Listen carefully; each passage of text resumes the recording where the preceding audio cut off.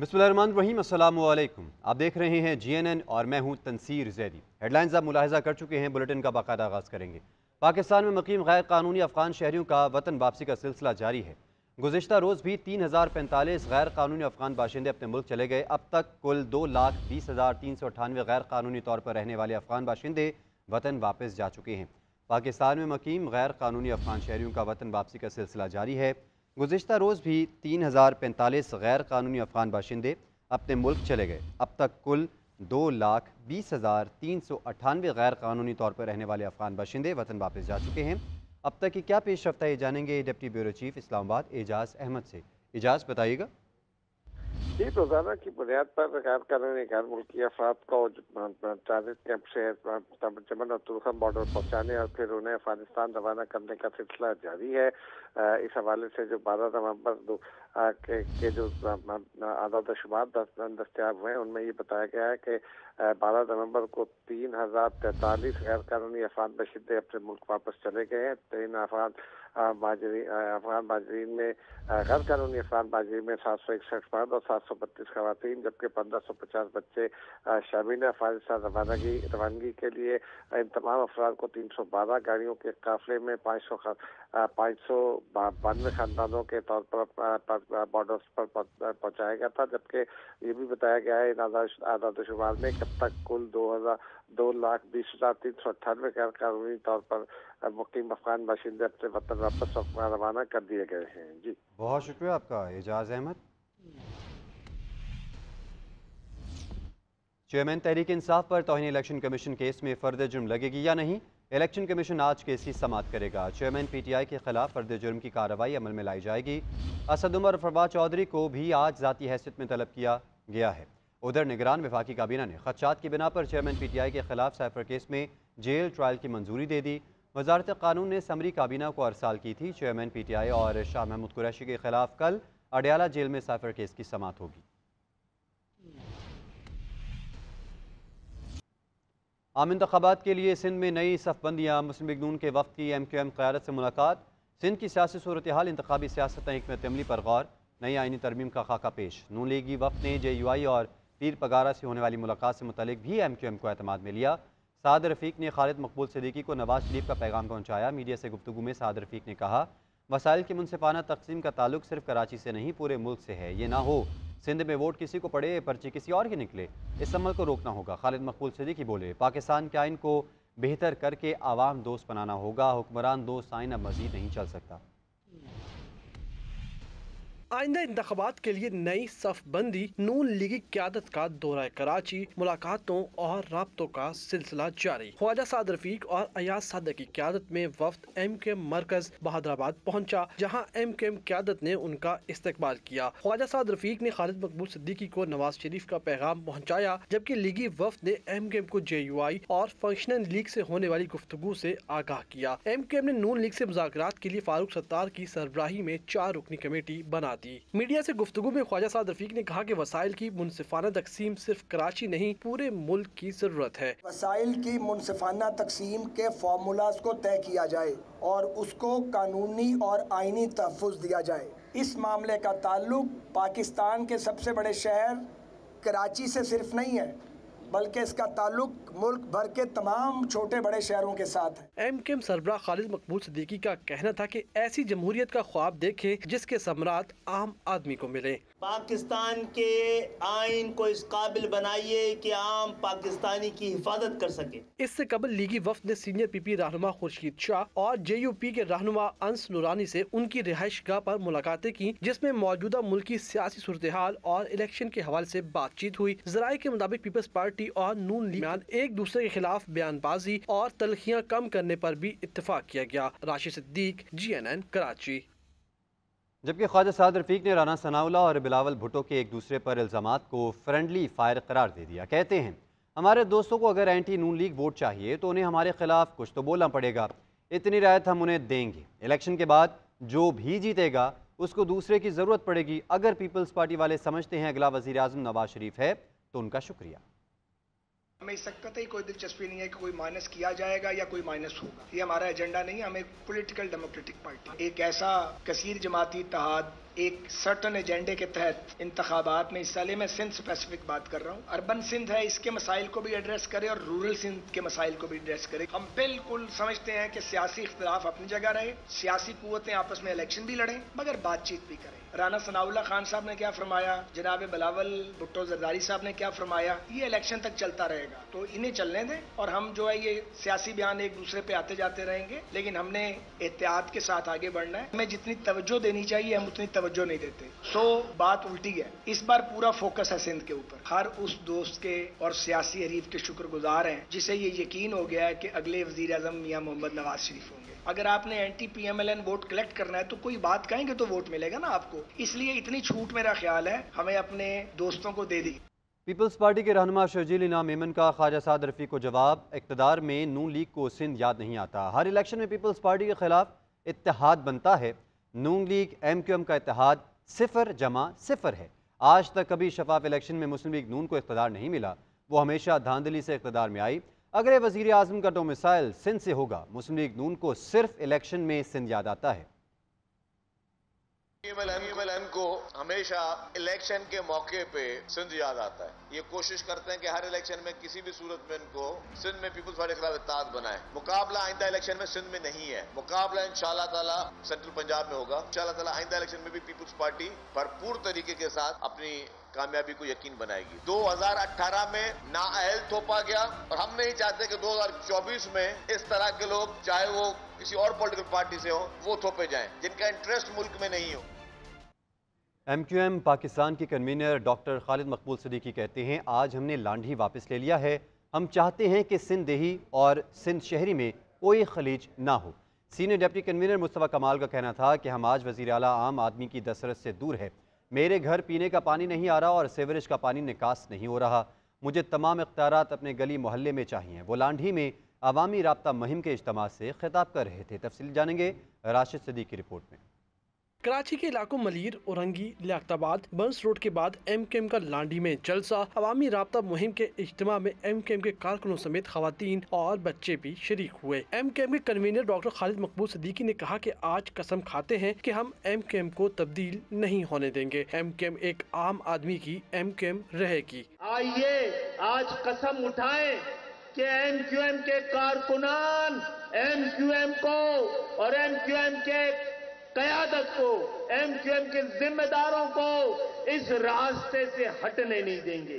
जो आम पाकिस्तानियों के साथ दुख और दर्द का रिश्ता रखता है, ऐवानों में अगर आज आम पाकिस्तानियों को कोई भेज रहा है तो MQM भेज रही है। सीनियर डिप्टी कन्वीनर मुस्तफ़ा कमाल ने कहा कि एक वजीर आजम और 4 वज़राए आला सारे वसाइल और इख्तियारात पर कब्जा किए बैठे हैं। हमारा काम ये वसाइल और इख्तियारात आम आदमी तक पहुँचाना है। एक वजीर आजम, 4 वज़राए आला के पास पूरे पाकिस्तान की सारी दौलत, सारा इख्तियार, सारा पैसा उनके पास है। ये पाकिस्तान का सबसे बड़ा मसला है। सारे इख्तियारात और वसाइल को वजीर आला हाउस से निकाल कर हम पाकिस्तान की गलियों में पहुंचाएं। MQM पाकिस्तान की अवामी राब्ता मुहिम के इज्तिमा से senior deputy convener doctor Farooq Sattar ने भी खिताब किया। कैमरामैन जाफर हुसैन के साथ राशिद सिद्दीकी, GNN कराची।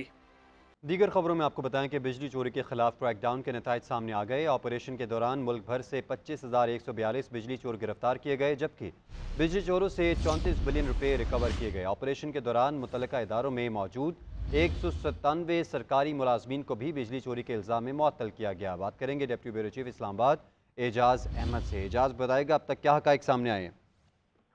जी, माह सितंबर से जो बिजली चोरी के खिलाफ क्रैकडाउन शुरू हुआ है उस पर सबसे पहले तो ये यकीनदारी हासिल की गई थी कि जिस भी चाहे कितनी भी ताकतवर शख्सियत हो, अगर वो बिजली चोरी करती है उसे गिरफ्तार किया जाता है तो फिर उसे बख्शा नहीं जाएगा। उसके बाद ये ऑपरेशन शुरू हुआ था और अब ये मुतल्लिका अदालत ने तमाम मुजिबों के खिलाफ जो है वो रद्दोबदल, मुअत्तली और जरूरी कानूनी कार्रवाई का आगाज कर दिया। यहाँ तक कि ऐसे ही अपने ही अमले को इस बड़े पैमाने पर गिरफ्तार किया जो पहले कभी नहीं देखा गया था। बिजली चोरी के खिलाफ क्रैकडाउन के दौरान अफसरों और अमले को बिजली चोरों की जानिब से झूठे माफिया के जरिए नुकसान पहुंचाया गया। मुतल्लिका इदारों के एहलकारों को मारा पीटा गया, जख्मी किया गया, यरगमाल बनाया गया और उन पर फायरिंग तक भी की गई है। मौजूदा साल के लिए कौमी ग्रिड में दहशत असम्बली माफ कीजिएगा सालाना नुकसान जो कौमी ग्रिड को पहुंचाया जा रहा था वो 589 अरब रुपए का उसका तखमीना लगाया गया। 589 अरब रुपए में से तकरीबन 199 अरब रुपए साबिक FTA बलूचिस्तान, ट्यूबवेल्स और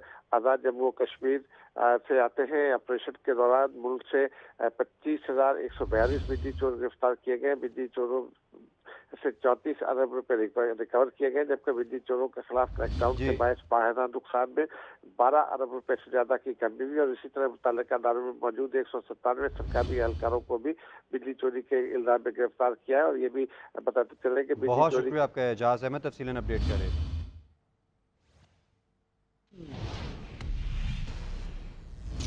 एक बार फिर से बात करेंगे सियासी मंजरनामे की।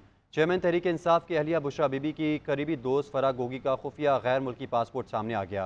लूटी हुई दौलत और मनी लॉन्ड्रिंग को छुपाने के लिए फराह गोगी को एक गैर मारूफ मुल्क का खुफिया पासपोर्ट बनाकर दिए जाने का इंकशाफ हुआ है। तफसीलात इस रिपोर्ट में देखिए।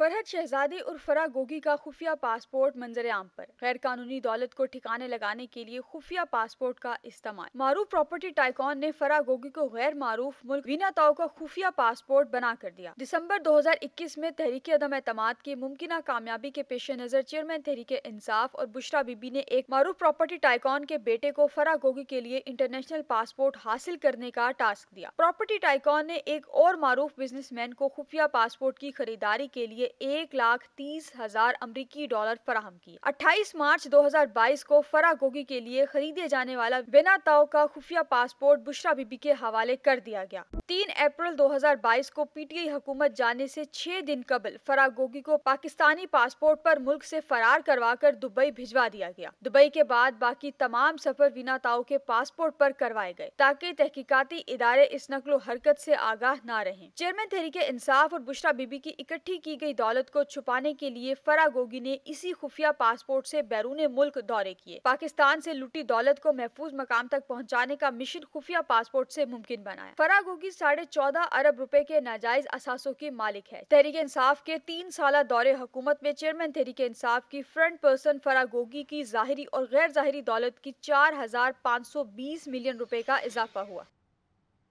पाकिस्तान तहरीक इंसाफ ने PDM हुकूमत की कारकर्दगी पर वाइट पेपर जारी कर दिया। जारी वाइट पेपर में PTI ने अपनी हुकूमत की 3.5 साला मुआशी कारकर्दगी का जायज़ा भी पेश किया है।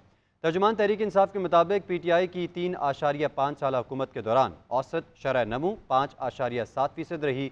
नून लीग के दौर में 5.2% और पीपल्स पार्टी के दौर में 3.6% थी। तफसीलात जानते हैं मोइन नज़र की रिपोर्ट में।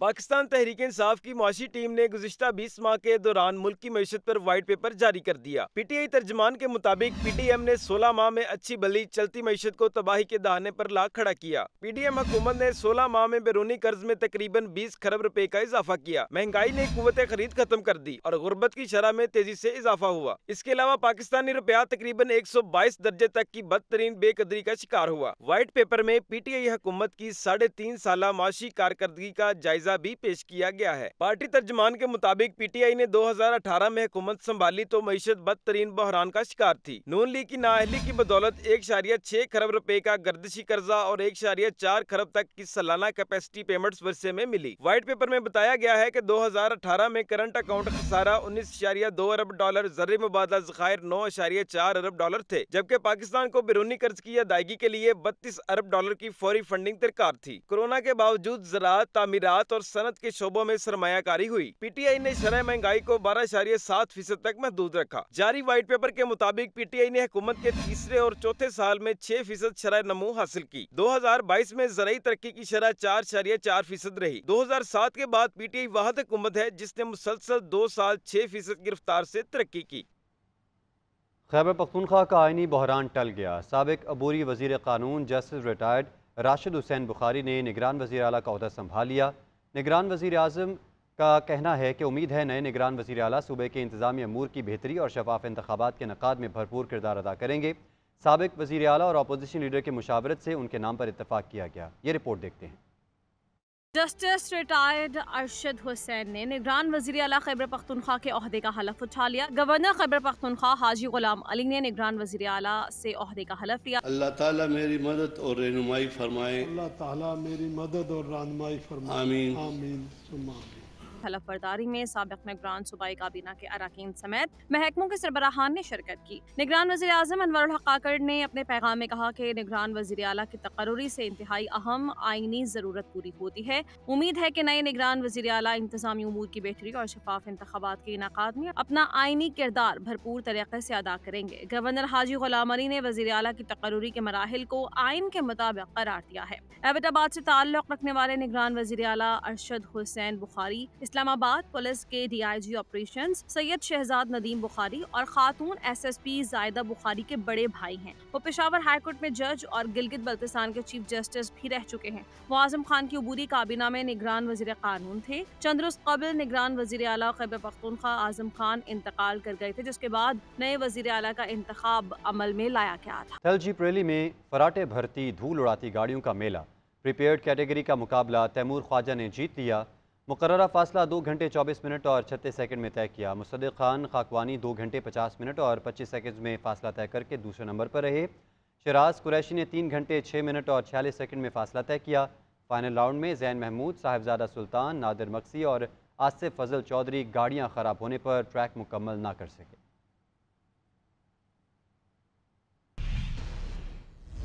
ہندوؤں کے سب سے بڑے تہوار دیوالی کی تقریب لاہور کے کرشنا مندر میں رکھی گئی۔ مسلم، سکھ اور مسیحی برادری نے تقریب میں شرکت کر کے ہم آہنگی کا پیغام دیا۔ کیک کاٹا گیا اور محبتیں بانٹنے کے لیے تحائف کا بھی تبادلہ دیکھنے کو ملا۔ تفصیلات محمود الرحمان کی رپورٹ میں۔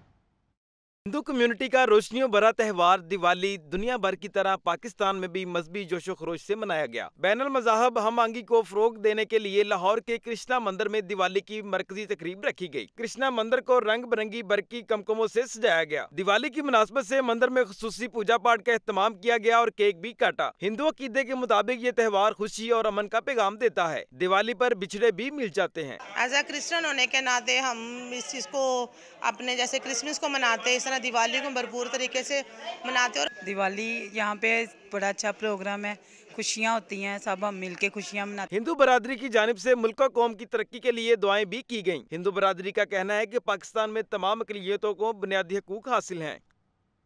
اسلام آباد کے دامن میں سجا علاقائی ثقافت کے رنگ بکھیرتا لوک میلہ اختتام پذیر۔ میلے میں چاروں صوبوں گلگت بلتستان اور آزاد کشمیر کی ثقافت کے رنگ نمایاں رہے۔ اسلام آباد سے رپورٹ کریں گی سبین شہباز۔ علاقائی ثقافت کے فروغ کے لیے شکر پڑیاں اسلام آباد میں سالانہ ثقافتی میلے کا انعقاد۔ میلے میں سندھ، بلوچستان، کے پی کے، پنجاب سمیت کشمیر اور گلگت بلتستان کی ثقافت کو منفرد انداز میں پیش کیا گیا۔ میلے کی اختتامی تقریب میں بہترین سٹال ہولڈرز کو شیلڈز دی گئیں۔ تقریب میں فلسطینیوں پر مظالم کے حوالے سے ٹیبلو بھی پیش کیا گیا۔ شہریوں نے میلے کے انعقاد کو سراہتے ہوئے کہا کہ اس طرح کے ایونٹس جاری رہنے چاہیے۔ جس طرح یہ 1 ایئر آفٹر 1 ایئر ہوتا ہے، تو اس سال میں 2 دفعہ ہونا چاہیے آفٹر 6 منتھ۔ اور ابھی ویدر بھی ٹھیک ہے، مطلب پوزیشن سب صورتحال اچھی ہے، امن امان کی صورتحال سب چیزیں تو ہونی چاہیے، سال میں 2 دفعہ ہونا چاہیے۔ یہاں پہ میں نے پشتون کلچر دیکھا اور سندھی کلچر دیکھا اور بھی بہت سارے کلچرز تھے، اچھا لگا ادھر آ کے۔ سٹال ہولڈرز میلے کے اختتام پر افسردہ دکھائی دیے اور حکومت کو مشورہ دیا کہ لوک میلہ سال میں 2 دفعہ منعقد کروایا جائے۔ بہت اچھا ہوا، ہمارا کام بہت اچھا ہوا، ہمیں ہر کسی نے اپریشیٹ کیا۔ سال میں 2 دفعہ تو ہونا چاہیے، ایک بار سردیوں میں، ایک بار گرمیوں میں۔ میرا تو مشورہ یہ ہے کہ صرف اسلام آباد نہیں، ہر صوبے میں یہ ہونا چاہیے تاکہ ہر صوبہ مہمان نوازی کرے اور یہ فیسٹیول سارے لوگ دیکھ سکیں، پورے پاکستان دیکھ سکے۔ لوک میلہ جیسی صحت مند سرگرمیوں کا انعقاد علاقائی ثقافت کے فروغ کے ساتھ شہریوں کے لیے معیاری اور سستی تفریح کا ذریعہ ہے۔ چاروں صوبوں کی ثقافت کو بہترین انداز میں پیش کرتا لوک ورثہ میلہ 10 دن بعد اپنی تمام توانائیاں سمیٹتے ہوئے اختتام پذیر ہو گیا۔ کیمرہ مین اویس عبداللہ کے ساتھ سبین شہباز، GNN اسلام آباد۔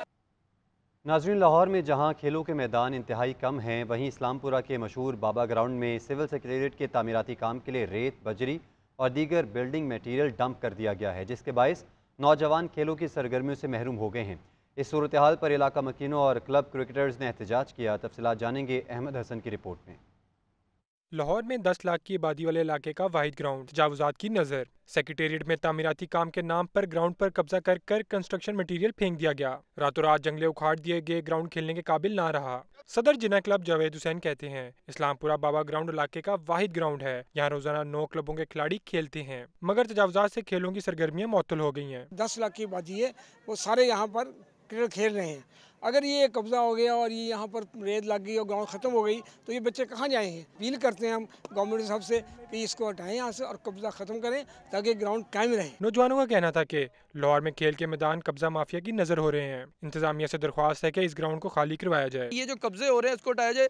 نواز شریف صاحب، کیا آپ اپنی یادیں ختم کرنا چاہتے ہیں جہاں پہ آپ خود کرکٹ کھیلتے رہے کہ ہمارے بچوں کا حق نہیں ہے وہاں پہ؟ ہم سارے حکومت سے یہی اپیل کرتے ہیں کہ یہاں کا جو قبضہ ہے اس کو ختم کریں اور تاکہ ہم بچے پریکٹس وغیرہ کر سکیں۔ اہل علاقہ نے حکومت سے مطالبہ کیا ہے کہ تاریخی بابا گراؤنڈ کو تجاوزات سے پاک کروایا جائے تاکہ ہم یہاں کھیلوں کی سرگرمیوں کا آغاز کر سکیں۔ کیمرہ مین عظمت بشیر کے ساتھ احمد حسن، GNN لاہور۔